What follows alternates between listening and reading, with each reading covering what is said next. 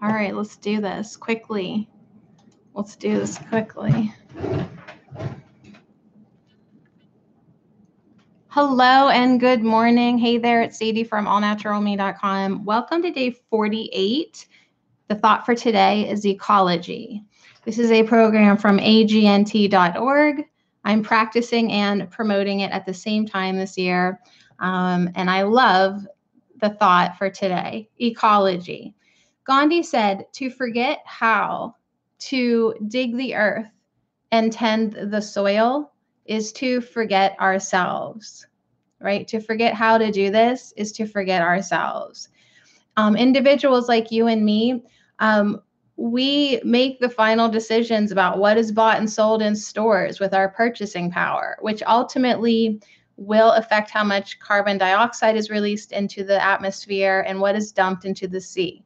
So remember the power of your purchase.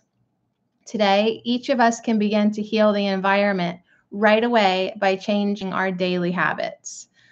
Right? If you're not recycling, you could be, maybe you don't really need to buy those K-cup coffee things. Maybe you could buy in bulk, less packaging, little things like that.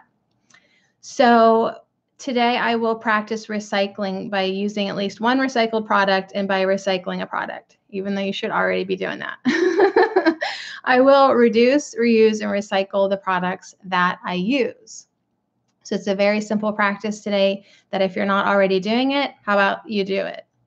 And then what about our internal environment, which is as real as the one we see around us, our internal environment.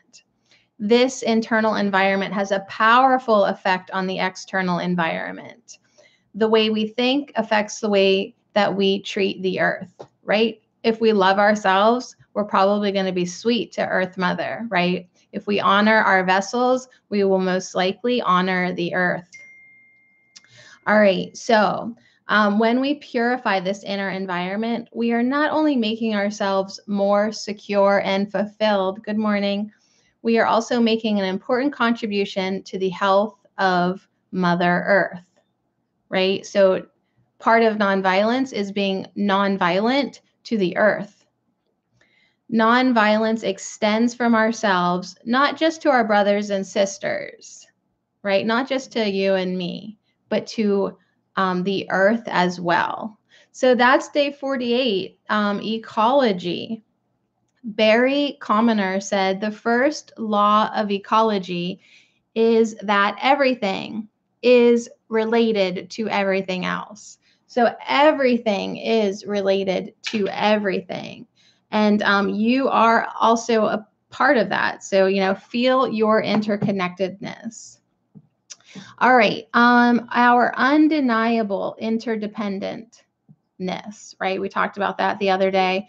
Our interdependence, our undeniable interdependence guides me to be mindful of the quality of and consequences for my interactions today.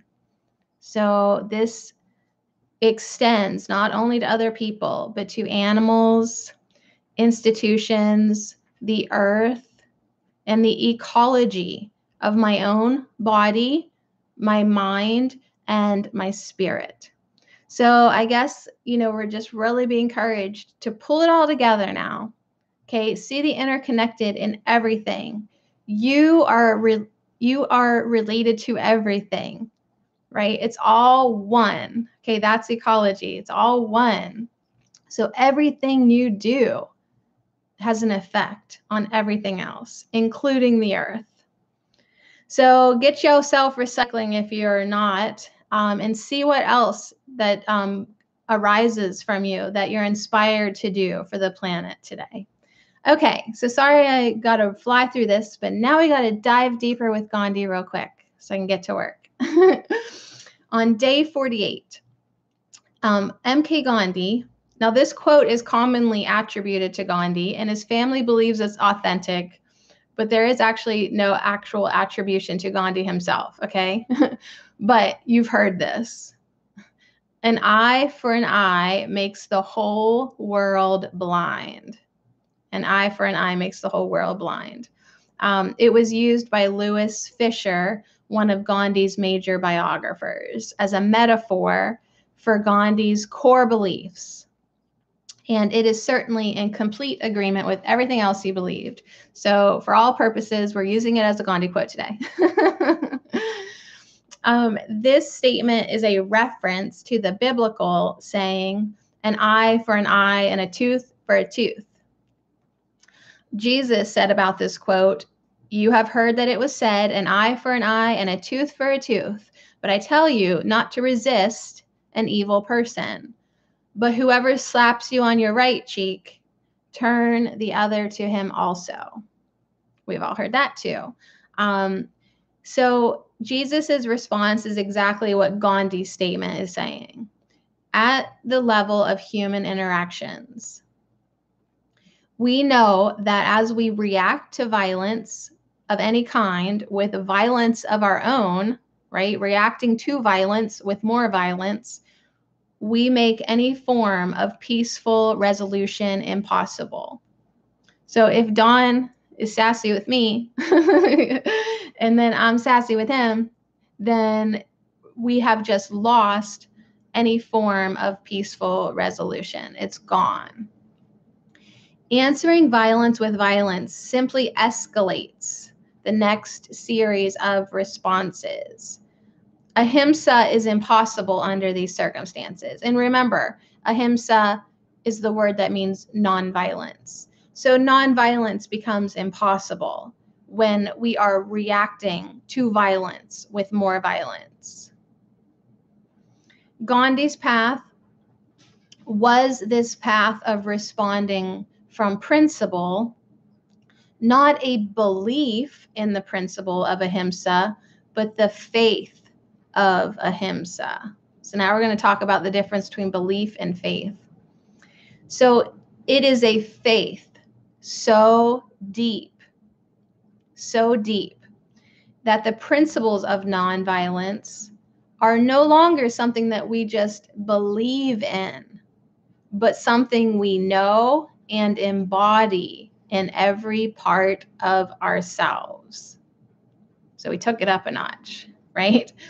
This faith, sometimes called radically embodied faith, right? American theologian Robin Myers called it radically embodied faith, is really actually the opposite of belief, he says.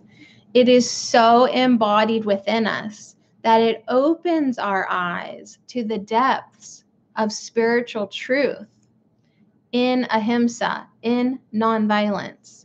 And we see past mere belief to the perfect unfolding cause and effect it is.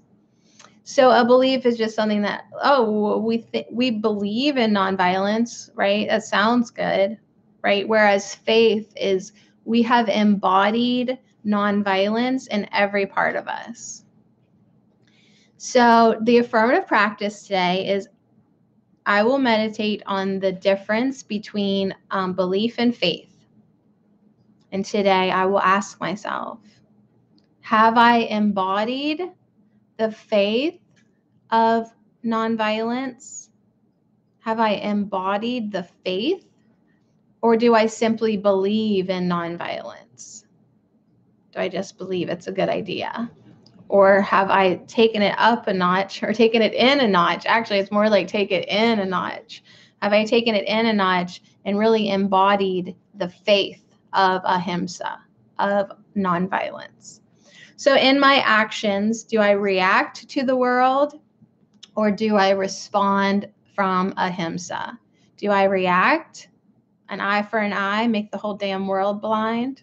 Or do I respond from nonviolence in a calm, peaceful, loving, compassionate, integrated, interconnected, respect for all kind of way? I'm probably in the middle. So those are questions for you to ask yourself today on day 48, Ecology. These are 64 ways in 64 days. Hey, there's 64 different ways on the path of nonviolence. Some of them I love, Some of them I like. There are a few that don't really jive with me. It's okay, right? We take what resonates and we leave the rest. But ecology, for sure, resonates with me deeply. Okay, so one last affirmation to end the broadcast, and then you have a beautiful day. Today, I will practice kindness to all humans and Mother Earth. I will practice kindness to all humans and Mother Earth, upon which we all walk. So, my brothers and sisters of Earth, so much love to you. Have a beautiful, wonderful day. Thank you so much. Thank you.